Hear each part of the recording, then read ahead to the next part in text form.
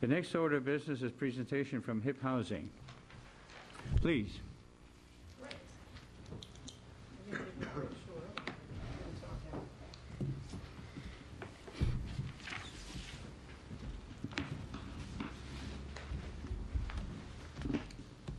Good evening. Thanks for inviting me tonight. My name is Carolyn Moore. I'm the director of the Self-Sufficiency Program at HIP Housing, which is a nonprofit.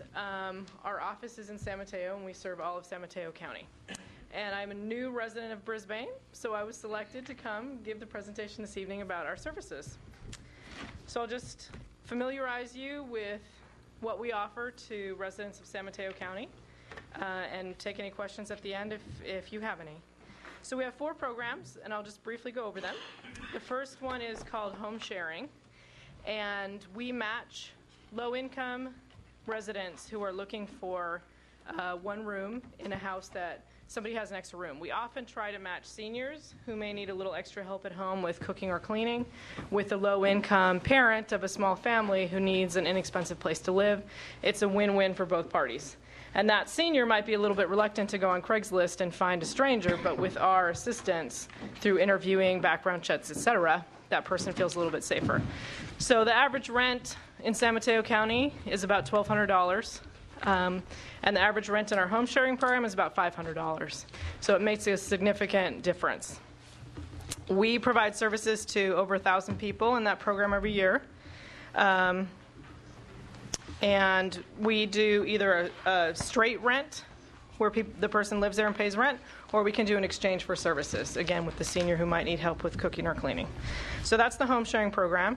And because of the nature of San Mateo County, you all are aware of our housing costs, we actually have the largest home sharing program in the country because so many people need that service. So it's really booming. And we have offices in Daly City, South San Francisco, Redwood City, and San Mateo, where clients can come and get that service to get matched with a room. The second program I'll mention is home equity conversion counseling. So HIP Housing is the only HUD and AARP approved neutral counseling. So home equity conversion is sometimes called reverse mortgage. So seniors who are over 62 own their homes or just owe a little bit on the mortgage may not have enough cash to live on at present. So home equity conversion can be a way to get some cash out of their home without losing their home. Depending on how the math adds up, it's maybe a good idea or not a good idea. And by law, they're supposed to get neutral counseling to find out, is this a safe thing to do? Because what we don't want is seniors losing their home. So we are able to offer that neutral counseling. We're not a bank. We're not invested in whether they take the loan or not. So we are able to provide that service to seniors, the reverse mortgage counseling. So that's our second program. The third program is near and dear to my heart, seeing as I'm the director. It's called the Self-Sufficiency Program. And we work with low-income parents, which translates mostly to single moms, but not always. We have some single dads and some mom and dads who would like to go back to school. So we pay part of their rent for 1 year while they attend some kind of school or vocational training that's going to allow them to get a trade to make them self-sufficient. So we have a lot of certified nursing assistants. We have a lot of people getting an AA degree, those types of training. We pay 60% of the rent for the first 6 months, and then we pay 30% of the rent. So they become a little bit more responsible over time for the rent so that at the end of that year they're ready to go.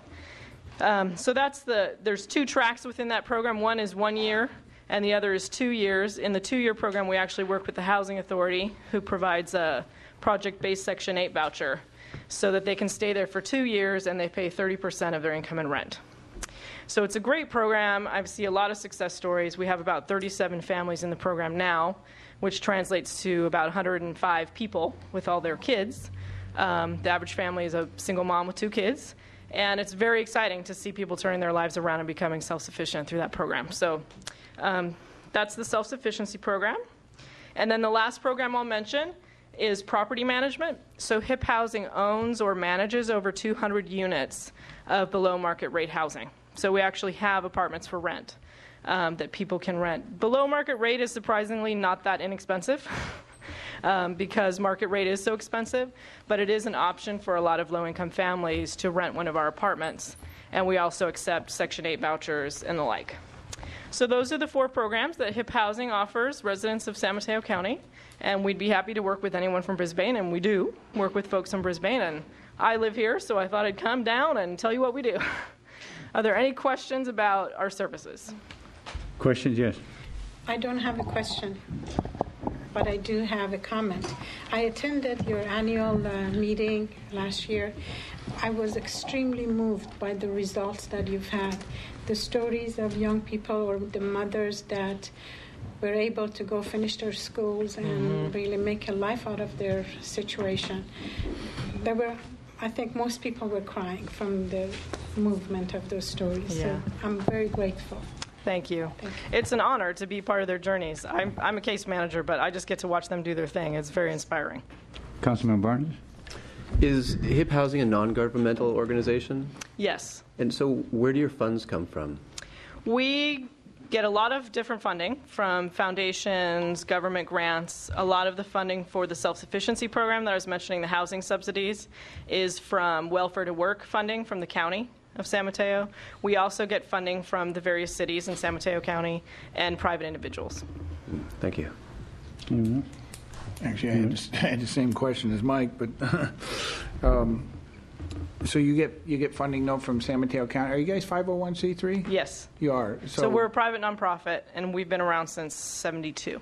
So people can make donations Yes. if they like, and Yeah. it's a tax write-off. Exactly. Okay.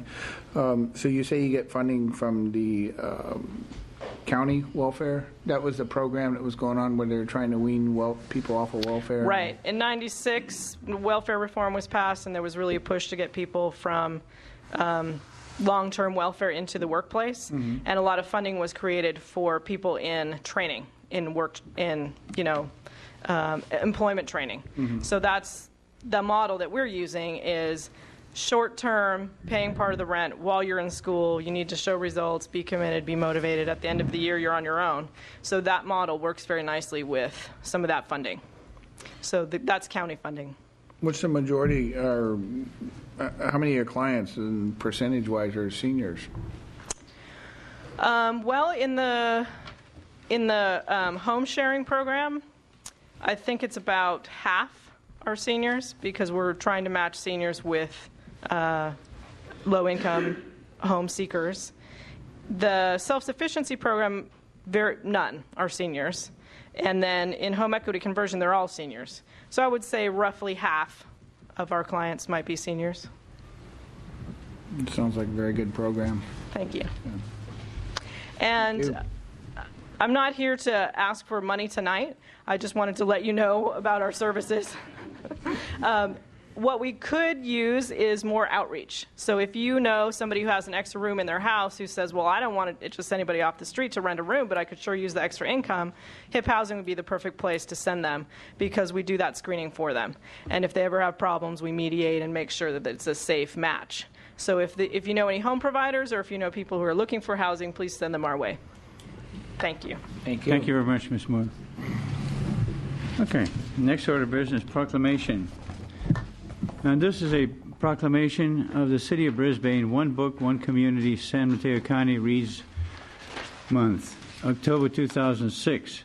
Whereas San Mateo County commemorates 150 years of fostering literacy, supporting literature and the arts, and celebrating the diversity of its populace during the sesquicentennial anniversary. And whereas the City of Brisbane, a member of the San Mateo County Library Joint Powers Authority, recognizes the talents and contributions of its immigrants, numbering 1/3 of its total population, and whereas residents of Brisbane are part of a robust community of readers, as evidenced by San Mateo County Library's circulation of 2,922,000 books in the last fiscal year, and whereas the renowned novel The Kite Runner by Khaled Hosseini embodies many of the great themes of literature, including love, honor, betrayal, and redemption, and whereas The Kite Runner brings to life the history and culture of Afghanistan and chronicles of the adjustment of an Afghan immigrant family to life in its adopted state, California, and whereas author Khaled Hosseini was himself an immigrant to the Bay Area and as a practicing physician has contributed to the well-being of our populace and as a writer has enriched our understanding of the world. Whereas all libraries in San Mateo County have come together to produce a community read known as One Book, One Community, San Mateo County Reads The Kite Runner, to celebrate Hosseini's highly acclaimed book. And whereas the people of Brisbane are encouraged to read The Kite Runner and attend the full library programs, which will provide opportunities to share personal stories, discuss the book's timely themes, and address its relevance to San Mateo County residents. And whereas library programs strengthen community bonds by bringing people together from all walks of life to ponder and discuss powerful works of literature. And whereas we anticipate One Book, One Community, San Mateo County Reads to be an annual event that our residents will eagerly anticipate. Now therefore be it resolved that the City Council of the City of Brisbane do hereby proclaim October as One Book, One Community, San Mateo County Reads Month. Signed by myself. Is there anybody here from the library to pick? Oh, yes.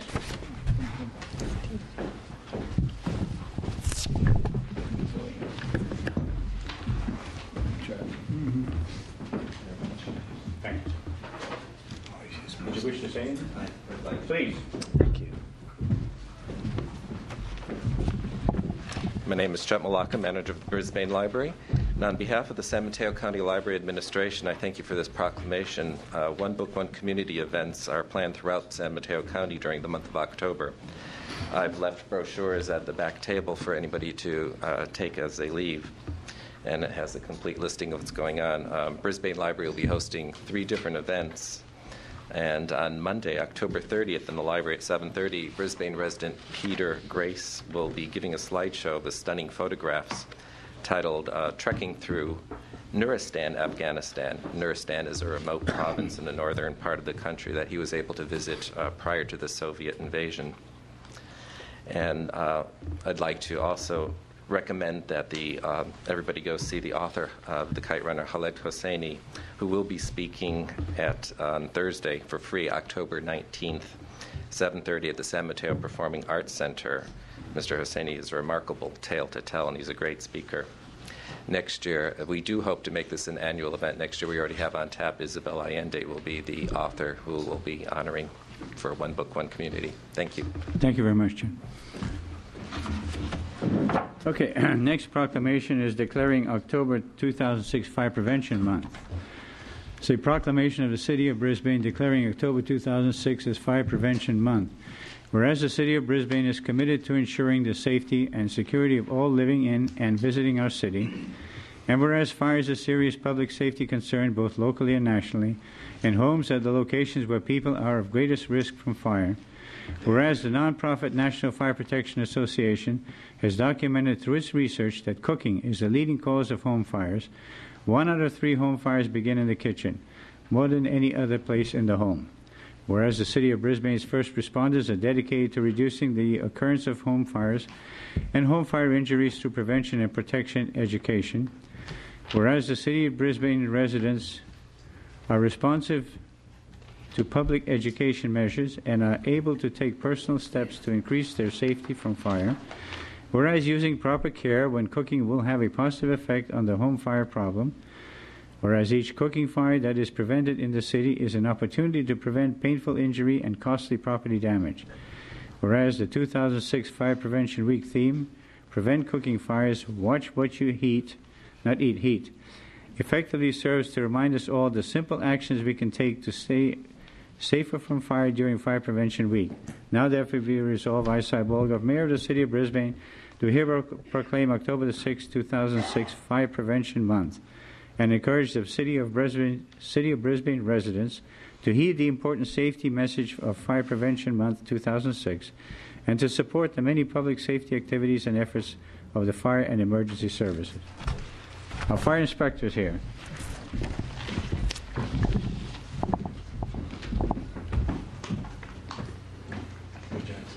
Thank you. Did you want to say anything? Please do. Thank you, Mayor Bologoff and council members. On behalf of Chief Ron Myers and the North County Fire Authority, I thank you very much for this proclamation this evening. As all of you know, fire prevention is something that is very important to me. It's something I do every day. And unfortunately, due to a lot of huge fires in our history, October has become a month that we nationally recognize fire prevention, but we really encourage everyone in Brisbane and across the United States to take a look at your homes, take a look at the places that you work, notice fire prevention every single day. You know, if you see an exit light that's out at your work, tell someone about it. And when you're cooking, obviously cooking is very important this year, make sure you don't leave the stove unattended. And make sure that all your children know how to do stop, drop, and roll and know 2 ways out of every room. So even though October is very important to remind ourselves of it, it's something we really hope everyone takes advantage of every single day. So we thank you very much for this. Thank you. Any questions, Council? Thank you very much. Okay, the next proclamation is declaring October as National Breast Cancer Awareness Month. Whereas National Breast Cancer Awareness Month educates women about the importance of early detection of breast cancer, and whereas since National Breast Cancer Awareness inception, mammography has doubled and the breast cancer death rates have declined, still many women do not utilize mammography at regular intervals. Whereas in recognition of the fact that mammography is the best available method of detecting breast cancer, breast changes that may be cancer, long before physical symptoms can be felt, and that breast cancer deaths could decline further if all women aged 40 and older receive mammograms at regular intervals. And now, therefore, be it resolved that the City Council of the City of Brisbane proclaims October as National Breast Cancer Awareness Month. Be it further resolved that we urge all women and their families in Brisbane to get the facts about mammography. Signed by the mayor. There's nobody here from that. You'll notice the pink tie and the pink shirt. Nice. Thank you very much. Okay. Next order of business is oral communications number 1. I have a slip from Tom Hines.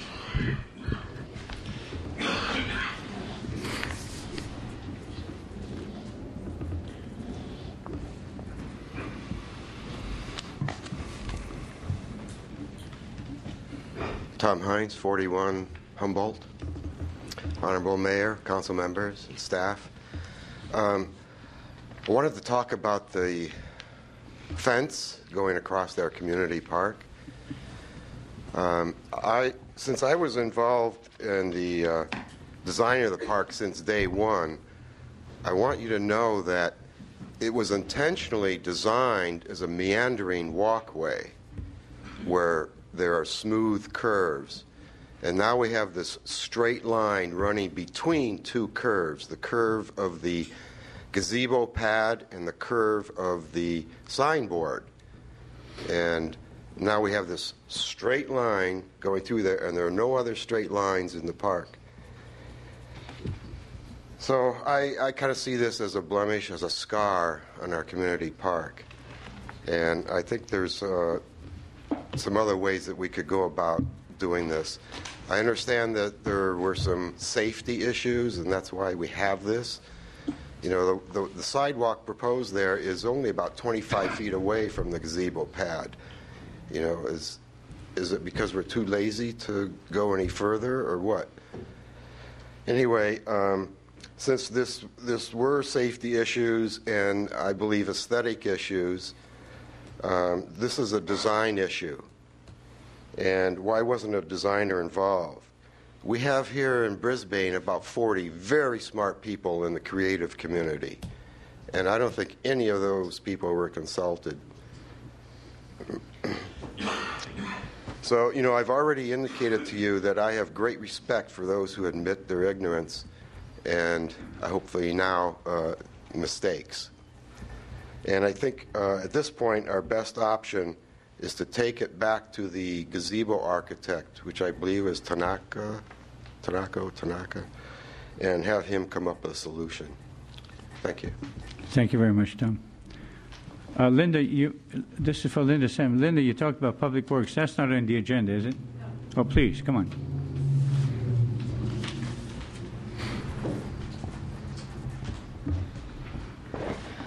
Honorable Mayor, Council, staff, I have a similar complaint. I noticed that the usual temporary fence that goes up for the October Festival, it looks like it's being made permanent. And I've asked around, and apparently someone came down to protest it and said it was passed before they could even bat an eye. They didn't even make it to the meeting in time to make the protest. You know, we spent months and months and months designing this park. And we decided, and it was decided and agreed upon, that a fence was not only aesthetically not a comfortable thing for this particular area. We wanted it open. People wanted it open. They didn't want any buildings or fences or obstructions between the park and the roadway. Apparently, we're having a safety issue. We had discussed this at the time, if you can go back over the notes that we left, the committees left in terms of designing this park, that it was felt that to put a fence there was actually increasing city liability, because then if a kid escapes the fence, then it's our fault because we didn't design the fence properly, et cetera, et cetera. We did concede to one small, low fence with shrubbery around it that was to be colored dark, so it would kind of disappear, and that fence is in place near the kids' playground, because just in case some kid disappeared in the shrubbery. It's ugly. It's ugly, and it does not suit the intention of what we planned for this park in Brisbane. Some of you may remember the big hue and a cry that went up when the city had come up with an idea of getting, Michael Graves to put some City Hall down there. And everybody protested and said, no way, we want the Cozy Cove gone, which I think we should have kept personally for just some of the buildings for historical purposes. But people wanted it open, completely open there, and now it's not.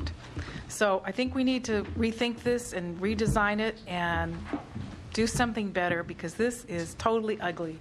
By the way, it looks like it's going to be aluminum colored instead of dark. And the fence is probably like 3 or 4 feet higher than we permitted the other fence to be. So it's really bad. Okay, that's item number 1. Item number 2 is kind of like, I'm sorry, Randy, it still has to do with Public Works. Someone, when we were paving our streets, got the bright idea to pave the gravel pathway that exists between San Bruno Avenue and Visitation and, Mariposa and Klamath Street portion, to pave it with the slurry, the black stuff, and they paved it over completely, the whole 3 blocks of it. You're talking about the alleyway? The alleyway, correct. And that alleyway has been a gravel path for ages, and for good reason, because the gravel allows the earth to continue to soak up water and runoff. There are no gutters. There is only a long, long gravel pathway, which will become one huge, big, roaring gutter in the first big rain that we have. Someone wasn't thinking, and I don't know how that happened, but it's going to be a real problem unless somebody at least goes back and digs gutters on the side of it or trenches for the water to flow down. People's houses are going to get flooded, and they're going to be coming to the city about it. So it's just an issue I have. And I guess maybe it's just something that seems to be going on in Brisbane. It's like, what happened to the old idea, if it's not broke, don't fix it. For example, I know people have talked about this before, the issue out on the highway, and you come down Old Bayshore, and you're going to make a left turn onto, San Bruno Avenue going into Brisbane, and you can't really do it now because you have to, there's all these little barriers and blocks, so you have to wait and wait and wait, because you can't just, make your turn. Likewise, when you're coming down San Bruno and you're going on to Old Bayshore towards South City, you can't do that either. You got to go, you can't, you have to go out straight and then you have to go around. I don't understand what we're doing. We're like making busy work or making things harder for everybody. Please, I think when we're going to do something major, that it needs to be discussed by the townspeople, and that we need to really look at what we're doing before it happens. Thank you. Thank you very much, Linda. Okay. I don't have any more slips. There's somebody else that wants to speak, though. Oh, okay. Go ahead, Lori.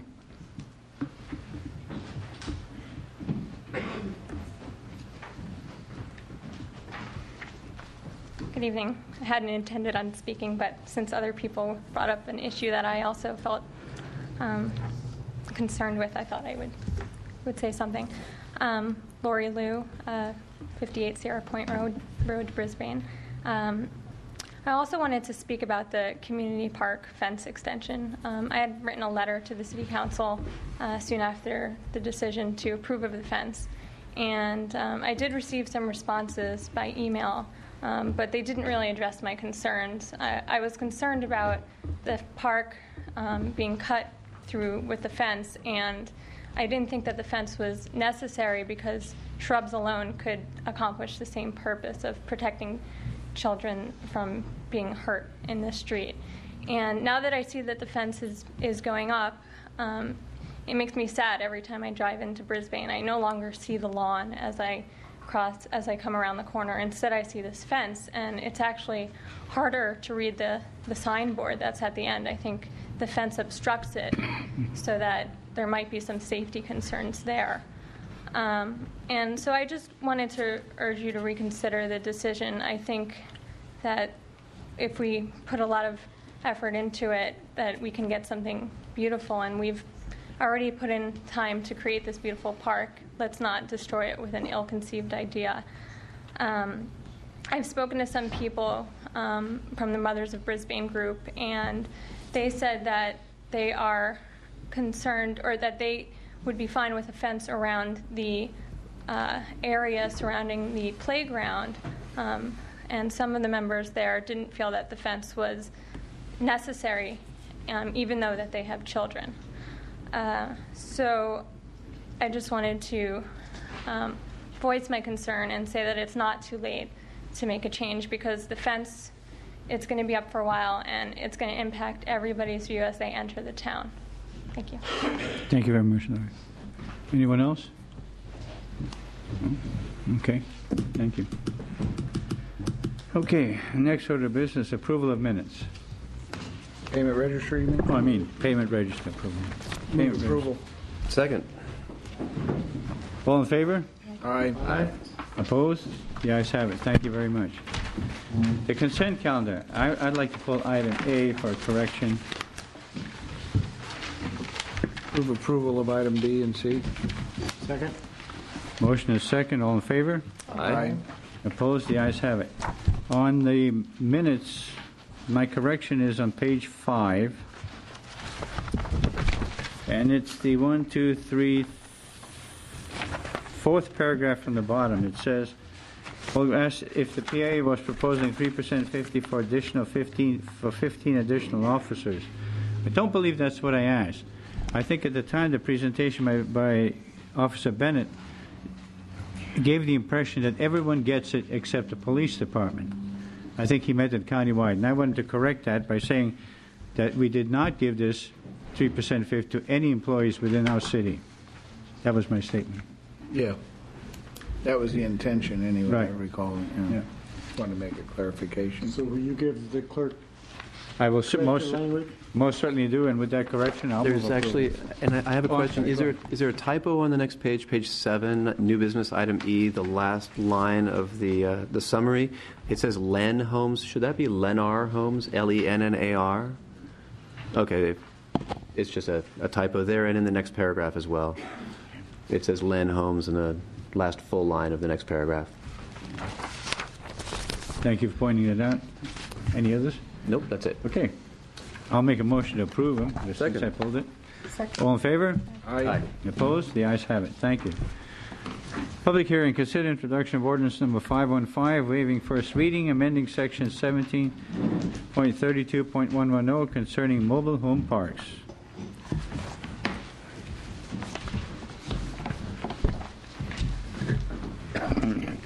Thank you, Mr. Mayor, members of council.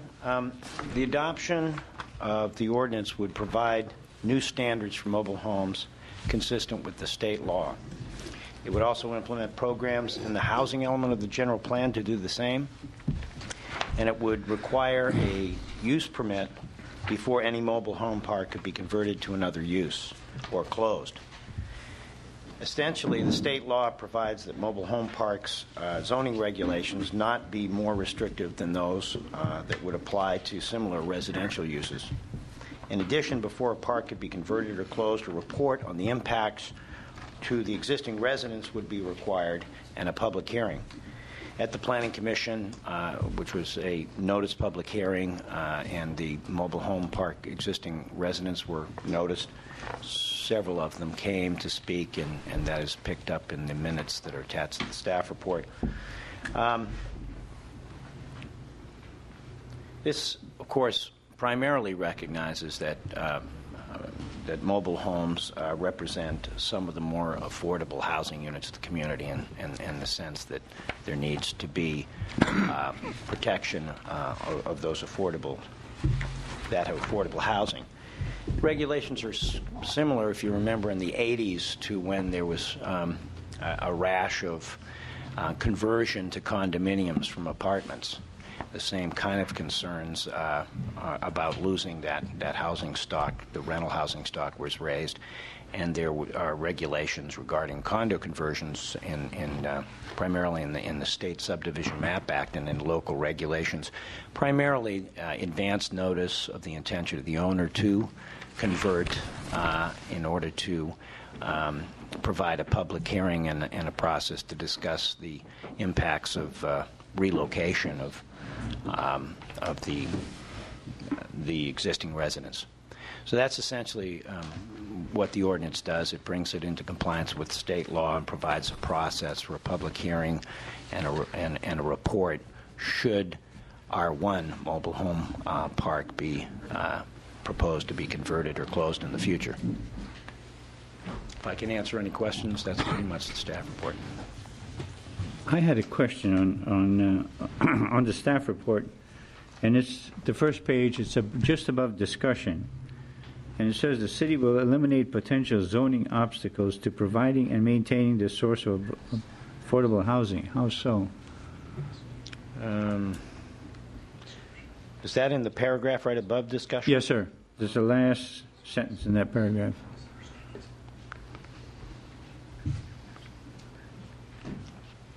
Well, by making those regulations similar to the regulations that would apply to multifamily residential. Right now, the existing regulations would be more strict. So this would make them on par in compliance with the state law that for similar type housing, and this would be similar in the sense of multifamily zoning, and are we limiting the setbacks, the amount of open space required per unit or per mobile home park would be brought in line with similar standards for multifamily residential projects of the similar density. And it limits it to NCRO district? Is that it? Well, in this particular case, since the city only has one mobile home park that is in that jurisdiction, it would. But if a mobile home park were proposed to be created in a multifamily residential zone, these standards would apply in terms of setbacks and open space per unit, yard areas, setbacks, similar to the same density multifamily residential development. Yes, sir. Really, I'm sorry. Am I correct that the basic thrust of this is to bring our existing regulations up to the current California code? That's correct. And by doing so, we would also be implementing policy that was programs that were adopted in the housing element the last go-round, and Thank you. To do that same thing. And, I think as we do it with a lot of ordinances, or at least we have with the past, that we put an intention there, and maybe we can put that intent at the beginning of the ordinance, is what I'd like to see. Is the intention of this ordinance is to bring it into compliance with the state regulations. And that's really the whole reason that this is even coming about, right? Is that correct? Yes. There's no plans or anything like that with the mobile home park as it is, or anything like that. That's all this is to bring it into compliance with state Bring our regulations into compliance with state regulations. Yeah. And if we can put that down as the intention, then Okay.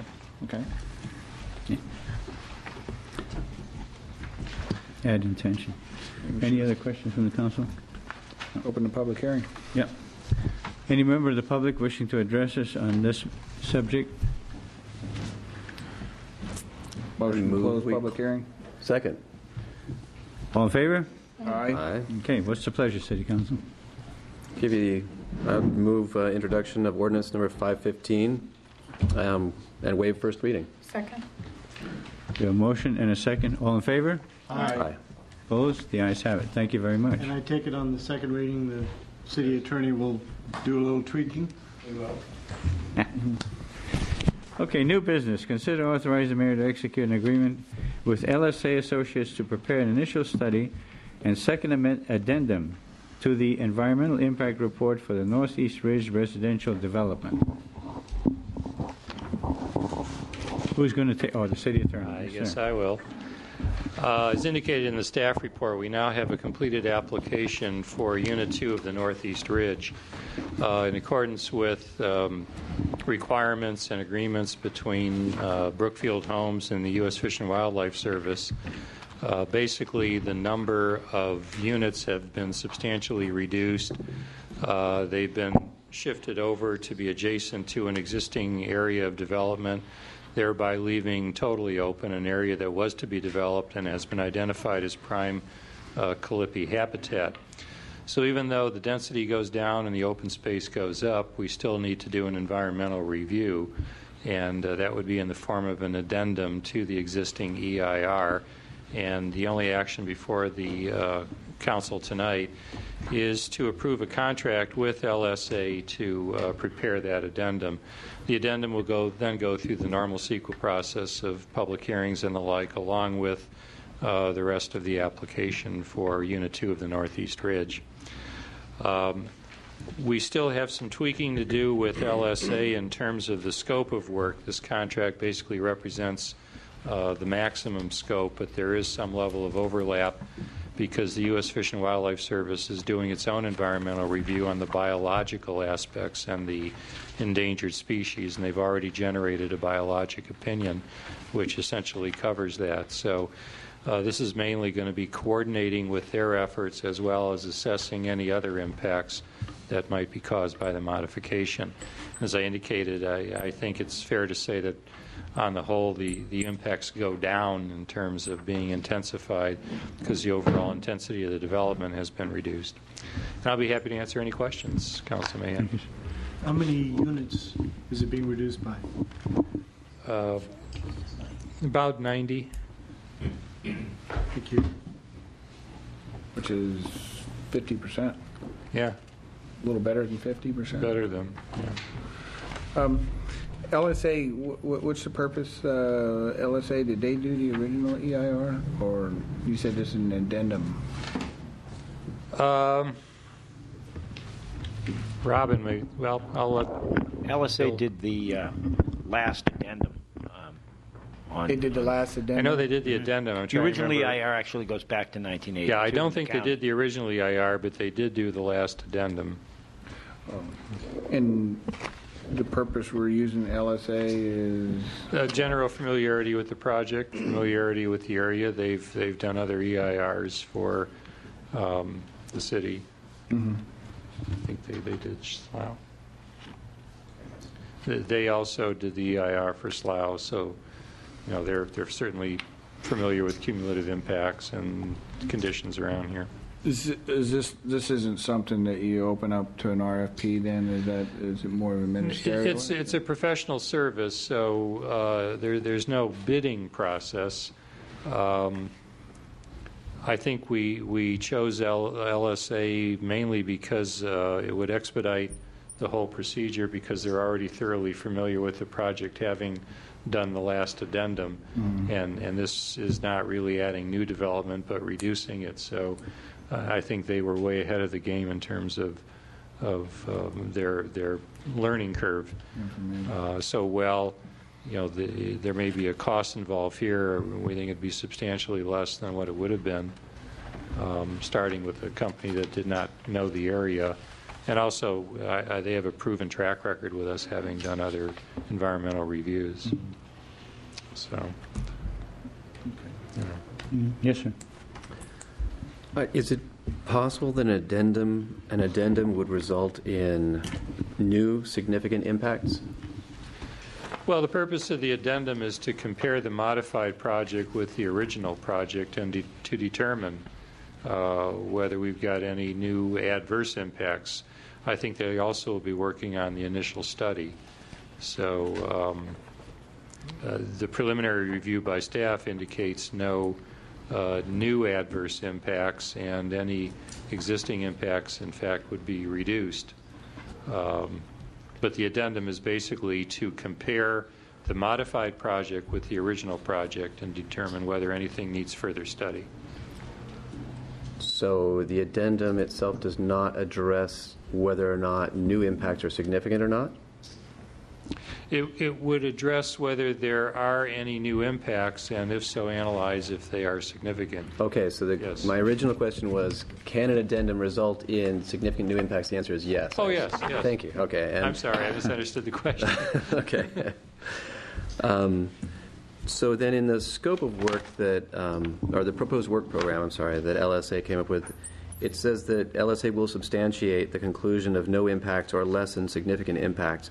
So are they strictly going to do that, substantiate that there are no impacts, or are they going to, as you said, compare the projects and determine if there are significant impacts? I think it's fair to say that they're going to compare the project. Okay. Because their function is to determine. I think that language goes to the preliminary review by staff that we did not perceive any adverse impacts, but we're really relying on the addendum to do the full analysis of that investigation. Okay, great.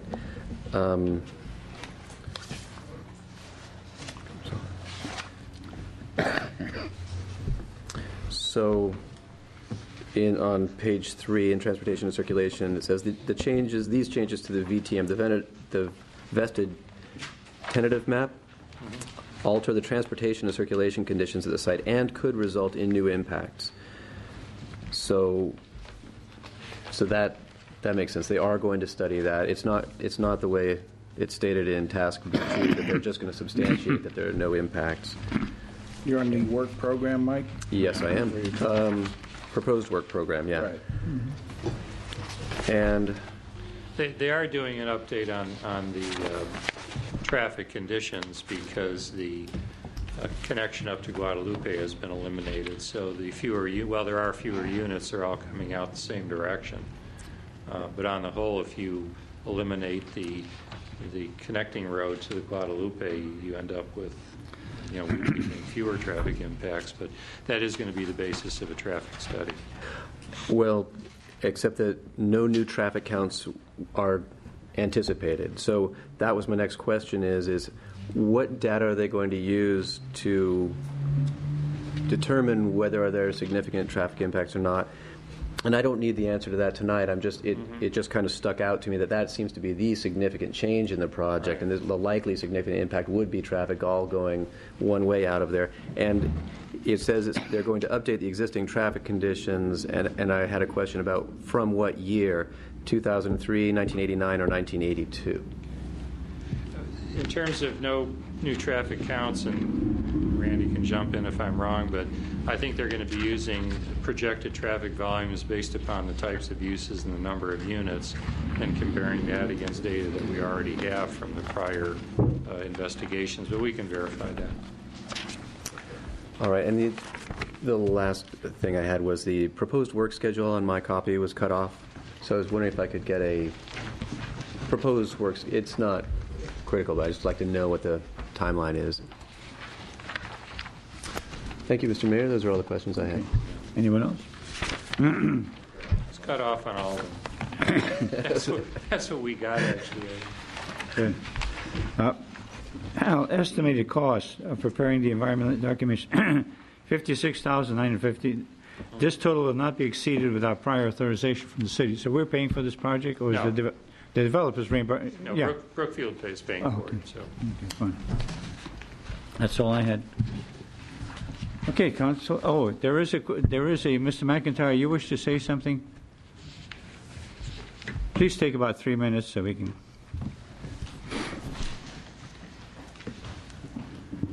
It's not a public hearing, but that's okay. Please. Oh. We welcome comments. Yeah. Okay. Hi, Mayor and Councilmen and staff. My name is Ken McIntyre. I live in Redwood City, and I'm representing San Bruno Mountain Watch. I've taken Philip's place, so I'll probably be getting to know some of you. We've studied the proposed agreement with LSA, and we would urge you not to adopt it at this time. We think that it is not following CEQA procedures correctly. And I can leave you with a letter in regard to that. If you would give it to the city attorney. If you...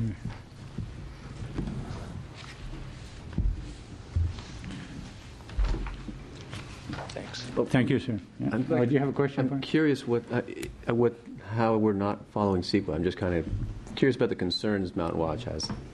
Well, that the addendum, that there's supposed to be, for one thing, there's supposed to be an initial study first before going to an addendum, according to our attorney.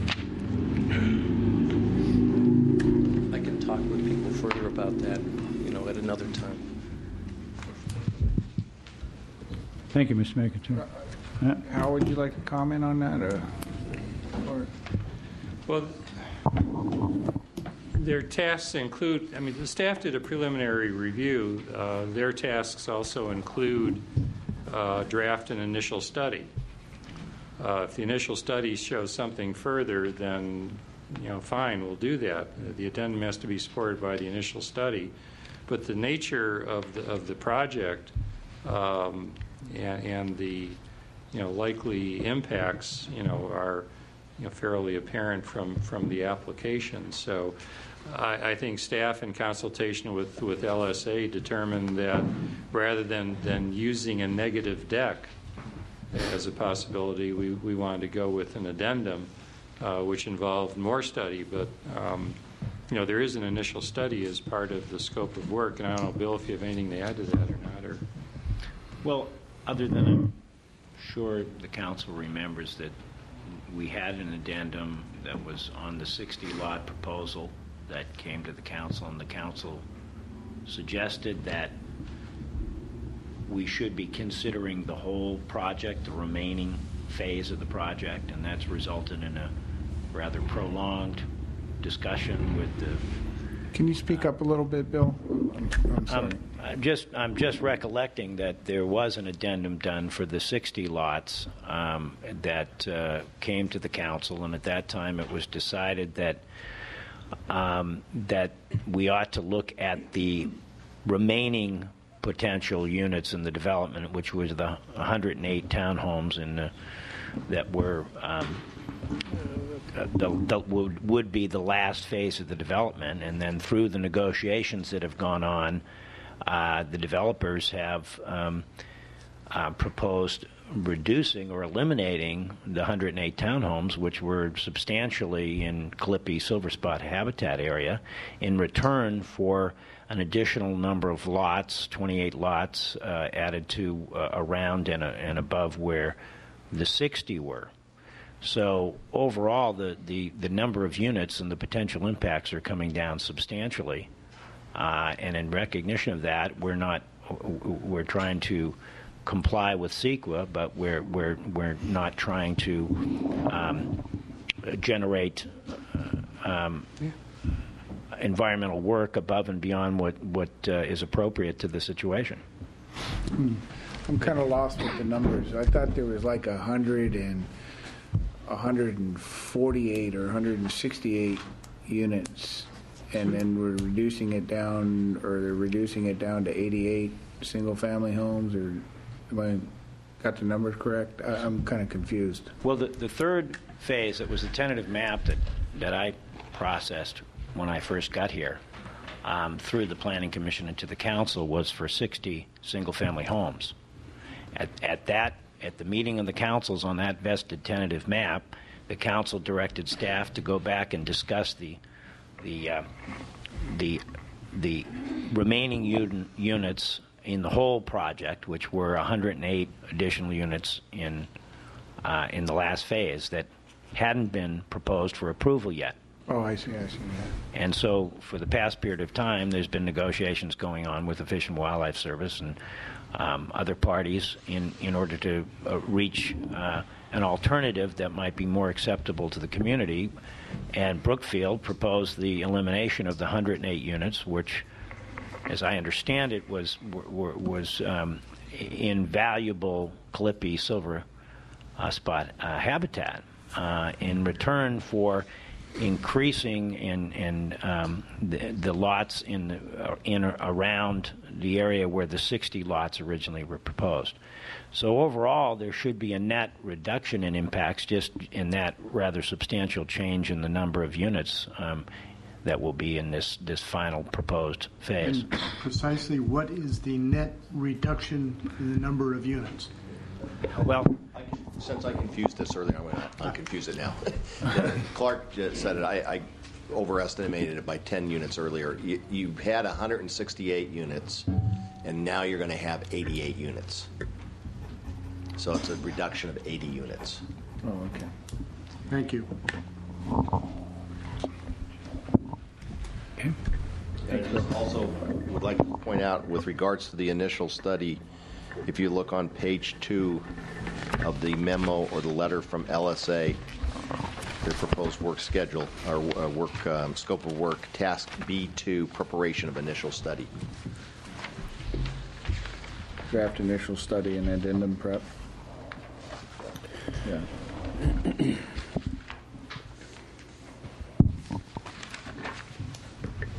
Okay. I move approval. I move that we authorize the mayor to execute the agreement with LSA. Second. Motion is second. All in favor? Aye. Opposed? The ayes have it. Thank you very much. Okay. Next order of business, staff report. And maybe, City Manager, during your staff report, maybe you could have the city engineer or the appropriate party comment on the fence and the final, Correct. if you don't mind, sir. I'm going to have the Public Works Director address the Community Park Fence project. Also to let you know, we have placed this prominently on our website, on the homepage, and we have information about it on there, because I know there is some confusion on people's part in terms of what the project is. And with that, I'm going to turn it over to the city engineer to speak directly to that issue. Sure. Thank you, Clay. Honorable Mayor, Member Pro Tem, council members, just to kind of help remind us how we got to where we are. A number of meetings ago, the Parks and Recreation Director brought an item to you, and I don't recall honestly if it had come to him from the PB&R committee or if it was merely citizen initiated, but there was a request by a number of people in town to extend the existing fence that we have along that radius curve that we have that encompasses both the gazebo and the signboard, and that was brought to the council for your consideration. And you'll recall that there was a rigorous debate on the matter, sometimes a heated debate over the matter. And I think the council, at the end of the night, as a whole, decided that an extension was something that needed to be done for public safety, and you generally approved a concept plan, and you asked staff to take that concept plan, to flesh it out, and to bring it back to you at a later date, and that's how it ended up in my lap. So it came to us over in Public Works and Engineering, and we brought it back to you a few meetings later, and we showed you what the design was going to be. And so you had seen it twice, and you approved it then. And I think some of the confusion that's going on now is that people are observing the construction rather than recollecting what was presented to council. And I suppose the analogy of that is it's kind of like sausage and menudo. Those are things that we can enjoy, but you really shouldn't watch them being made. And I think construction of the fence is along those lines, too. I know some people, when the orange barricade fence went up, thought, oh, my God, that's what the fence is going to look like. And that's not what the fence is going to look like. That's simply a safety fence to keep the public out of the area that's under construction. And I know that now there's been some concern that people see the poles up and they're a little bit high. And the reason the poles are a little high is that we're installing a concrete mow strip at the base of the poles, so this 6-inch wide strip, so that you can actually get a mower up to the edge of the fence and get a weed whacker in there and not have it be a tedious issue. And because of that, we're not really exactly sure where the elevation is going to be for this fence that's going to match exactly the existing fence. So the poles were intentionally put in high. And then once we get the fence sheeting in and we get the bottom elevation fixed on it right, they're just simply going to come along and lop off the top of the fence. And after they do that, then of course they'll also come in and they'll paint the fence so that it will be black and so it will match the existing fence that we have. And then the remaining item, of course, is to put the shrubs on the outside of the fence, as the council had directed, because you'll recall there was some conversation about that too. And I believe the council, at the end of the day, thought that they wanted to give the impression from driving by that we didn't have a fenced-in community, so that we've got the landscaping there to screen the fence, if you will, but then the fence is there to stop those very athletic and energetic children, perhaps, from running through the shrubbery and getting out towards where they might unfortunately meet automobile traffic. So I think that's where we end up. And I thought I also heard a concern that perhaps it was going to block the signboard, and I don't believe it does that anyway, because it's quite a ways back behind the signboard. In fact, it's behind the flagpole is where the bends come about in it. I think perhaps maybe the only other comment I heard that is just a little bit off from what's really occurring is I think some folks have looked at the clearing and grubbing that's occurred out there, and they've presumed that between the fence and the curb there's going to be a sidewalk, and that's absolutely not the case. What is occurring there, though, is that you've got to completely redo the landscaping, irrigation, once you've made the installations we've made, because if you've ever done landscaping around your own home, you recognize that shrubs require bubblers and different types of heads than do turf. And in these applications where we have commercial turf sprinklers, it's very common for them to, as a minimum, have a 25-foot radius, and not uncommon to have a 75-foot maximum radius spray. So all of those heads that we had, which were along the gutter, all had to be relocated. So we've got to take these big heads that spray out 75 feet and bring them inside the fence, revalve them, replumb the system so that it works with the new intervening areas we have, and the new sod and the new land cover that will be between the curb and gutter and the new shrubbery and the fence all has to be set up. So now it's only got like a 4 to 6 foot spray, so it makes sense. So that's what's going on there. And it really is going to be exactly the project that we talked to you about several meetings ago. It's going to be a fence. It's going to match the existing one exactly in height. It's going to match it exactly in color. The shrubs are going to be the same shrubs that are along the area between the village and the community playground. In the existing fence height is 3 foot? It's either 3 foot or 42 inches, sir. I don't have those details in front of me. But it's not 4 foot. It's not 5 foot. I think it's 3 foot, and then those poles are like 4 or 5 feet or yes, whatever. Sir. So those would be cut off. And, exactly. And then you actually, by doing that, you will have a sight line into the knoll and the gazebo and everything. At least it looks like that way to me. I sure think so. Yes, sir. Yeah, because I know we talked about kind of preserving that. I guess looking back at it in retrospect, the only thing that I have like concern about is around the flagpole. We're like cutting the fence real close to the flagpole, and if somebody has to do the flag, it really kind of puts them more at a going out into the. You know what I mean? It's right on the flagpole line, almost. We did consult with the Buildings and Grounds team that's responsible for those activities, and they were fine with where that fence location is, sir. You're okay with that? Yes, sir. Yeah. Okay. That was one of our concerns as well. I mean, it's certainly a valid concern, but that's why we brought the Buildings and Grounds people into it. Okay. Thanks for the update. Thank you very much. Yes, sir. City Manager, anything else? Yeah, we've been doing some work late with regards to the Kinder Morgan tank farm. We've had some meetings with the Regional Water Quality Control Board and done some analysis of various documents that have been before the board. And with that, I would like to turn it over to the city engineer and have him walk you through the status of that and what you can expect in the months to come. Thank you. As we indicated in the staff report, the city was copied on a June 12th letter from the San Francisco Bay Regional Water Quality Control Board. And in that report, there were 4 technical items that were required from the owner of the tank farm to be submitted to the regional board. And the primary thrust of the letter was really for the owner to submit information to determine existing threats to water quality and to evaluate compliance with water board policies for groundwater and surface cleanup. So as a result of being copied on that letter and wondering what this new, at least it seemed new to us, interest was being piqued by the regional board was, we contacted the board, we scheduled a meeting, and on September 20th, staff, myself, the planning director, the principal planner, John Swickey, went over to the board's offices in Oakland. We met with the division chief for groundwater protection and waste containment. We met with the regional board case handler for the tank farm, and we met with the newly assigned case handler for OU2 and the landfill. Council may be aware that the gentleman who was previously on that assignment, David Elias, has been reassigned. Apparently, there's a cycle within the regional board, is within large organizations, where every 2 or 3 years you get to put in a wish list of other assignments you'd like to be on, so that they can keep their people fresh and they can rotate them around.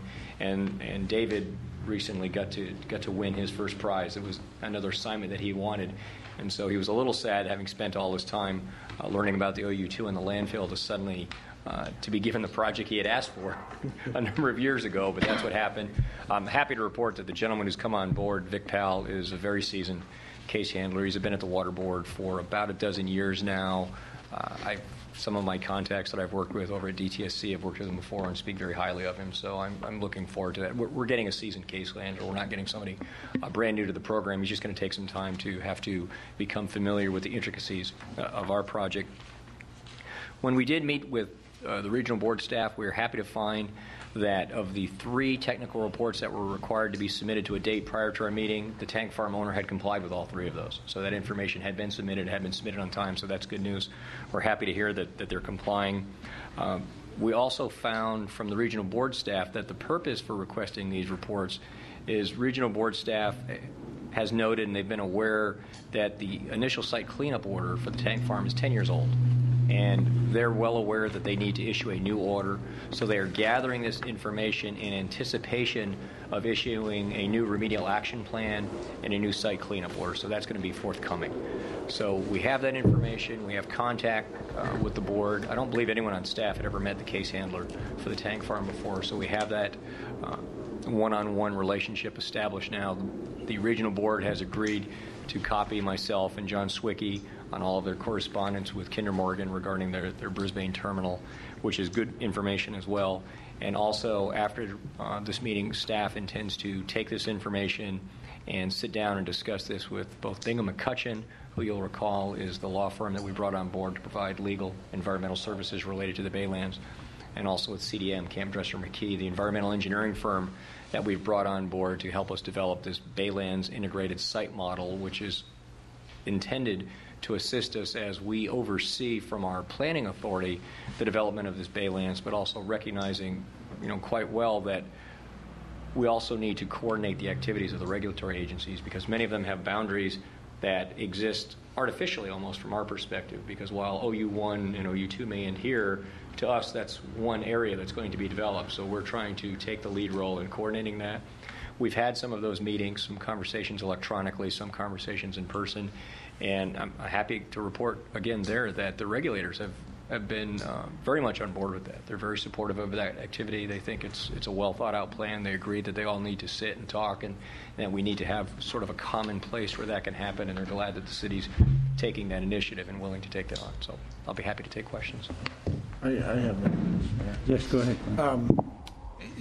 Most of this stuff is like planning and collecting and data and stuff like that. Have they found anything that they actually have to clean up, or have they been cleaning it up? Or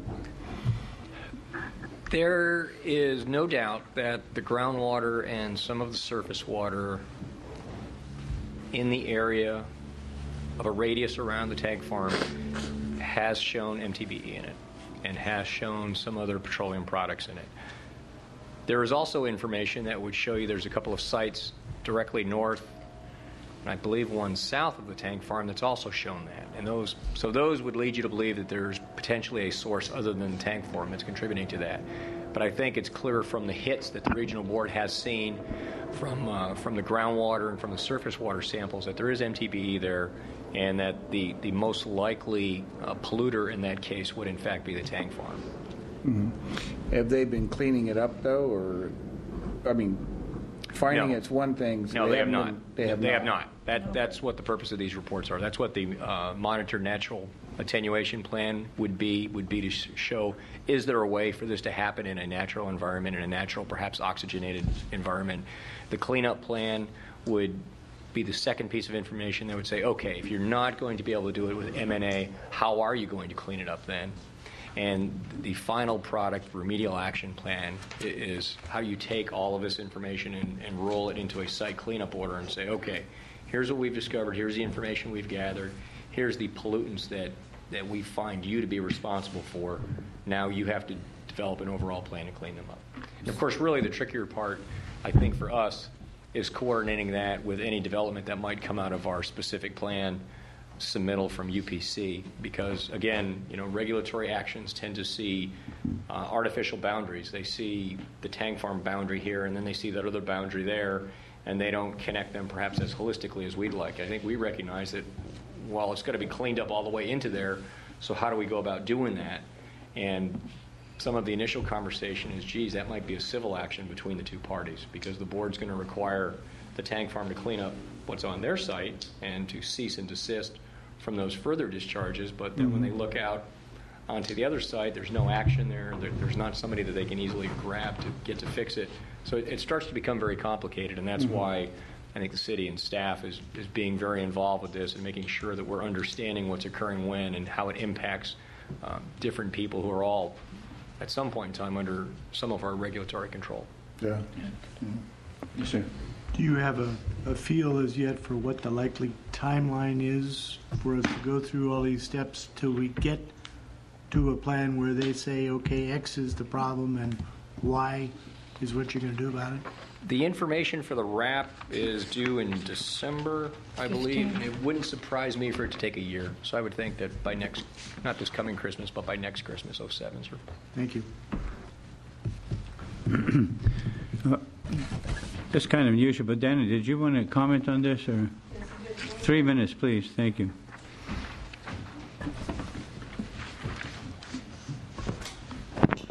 Mr. Mayor and council members, I have a problem with somebody here saying the water board has determined that they're doing their job well. That if you look at the original order for the tank farm, it's 1992. Here we are 14 years later. They're just getting around to it, just starting to get material to possibly have a plan in place. Similarly, for the rail yard, the order that originally came down was 1992. In 1992, they said leachate management plans, all this stuff was going to be due. It got renewed in 2001, said we want to have these plans by the end of 2001. We're 5 years later, we're just getting around to it. I am personally appalled that there isn't somebody among you that says, is the water board doing their job? Do they have the competence to do their job? In the San Francisco Chronicle, Wednesday, September 20th, they mentioned about mercury being something that's now getting to be pretty ubiquitous, that it's in our food chain. We're all going to be sick from heavy metals. And I thought, oh, well, let's see. Let's go back to the orders from the water board. Are they looking at mercury in the heavy metals? Guess what? No. Not checking mercury, not checking many of the products that we know to be out there, because I really don't know. I think they don't think it's in the surface, therefore we're not going to look any further. I would implore you to consider asking a change of venue from the water board being in this position. They, in the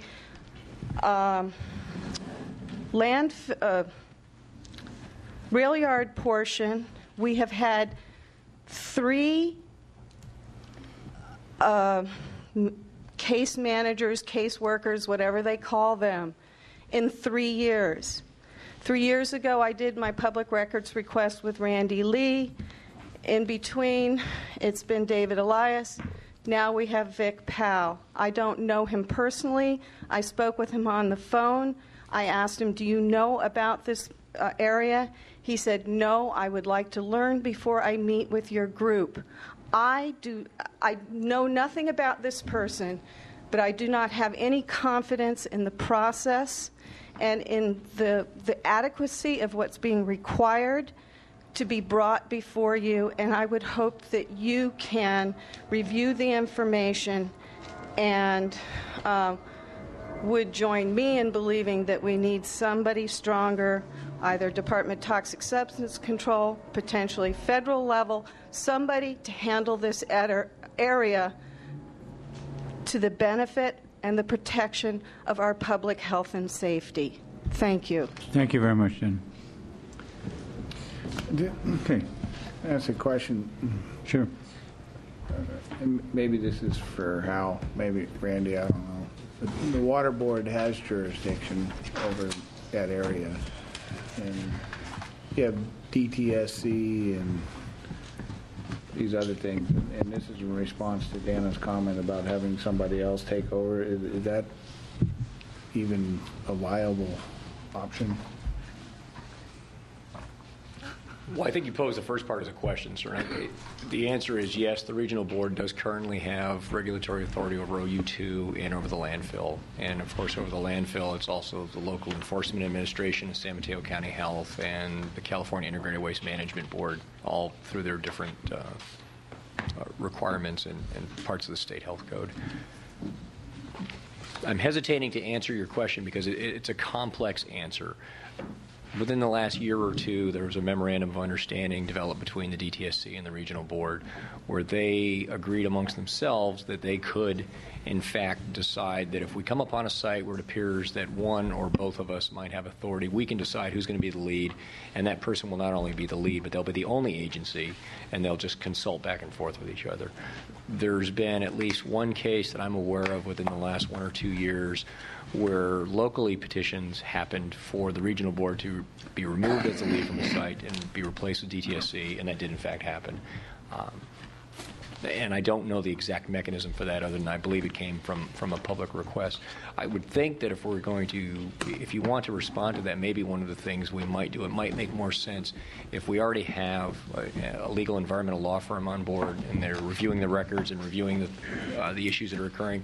It might make sense for them to review that and that very question, and because then that way they can get into both the legalities of it and they could also offer their opinion as to whether there might be some advantage. I imagine we would want to primarily look at it from the public health and safety side, but we would also want to look at it from the long-term approach, which is why Bingham McCutcheon is on board, is what is the environmental liability that the city is going to be exposed to. And, of course, the underpinning of that is what is the public health and safety. I don't think we're just trying to protect ourselves from lawsuits. I think what we're trying to do is really make it as safe as we possibly can with the current technology and the current regulatory authority. So that's my answer. I think that would be my recommendation, is that if you want that question to be asked, we should probably ask it of Bingham McCutcheon and bring it back to you later. Okay, I guess, on my comment on it is I think I don't necessarily disagree with Dana's assessment of the Regional Water Quality Board on this, that probably somebody dropped the ball, but I think right now we probably have a lot more focus on it as a city, and that now they have a new person on board, and I'd kind of like to see how this person does as far as responding, to what the needs are, the orders and stuff like that, and see where they go with it. And of course, I think with the monitoring that we can probably get an idea whether they're just being lackey about it or they're actually doing something about it. Because if they're not doing something about it, I think it's just going to be the same old thing, right? Nothing happens, and that we need to do something then. That seems quite reasonable, sir, and I think that would be my recommendation if you had asked me. Okay. Any other comments? Thank you. Subcommittee reports. None? Okay. Set date for opening Crocker Park Recreational Trail. Mr. Mayor, could we push this off until the October 16th meeting? I want to get a better feel for when the trail is going to be open. Okay. Or available to be open. I just have one question. We're going to have a ribbon at every trailhead to cut? Yes. I know this is. We're going to run a train through it. Or a bicycle, whatever. Okay, set date for joint council planning commission study session with Friedman, Tongue and Bottomley regarding urban design services for Sierra Point. How soon do you? When Other Bill, suggestions? what's your timing? suggestions, sir? We're having meetings with stakeholders. We can't hear it, sir. I'm sorry. Yeah, thank you. So I'm thinking probably early November. Early November? Okay. On November 6th, we have a council meeting. How about November 13th, the other Monday? Is that the second Monday? Yes. Yes. November 13th. Anybody November I think 13th? that would work. That's November 13th. Who's What is that? playing? Yeah, Right. exactly. I got it. 13 is okay by me. I'm good with it. November, I'm in October yet. 7:30. November 6th, November 13th, I'm open, yeah. What time? 7:30, I just heard. 7:30? Same regular meeting? Okay.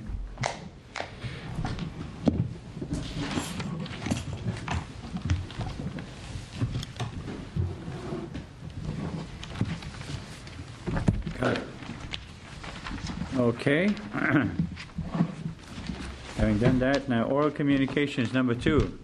Second opportunity for members of the public to address the council on matters not on the agenda. Not seeing anyone jumping up, I'll entertain a motion to adjourn to closed session. So moved. Second? All in favor? Aye. Thank you very much. We close.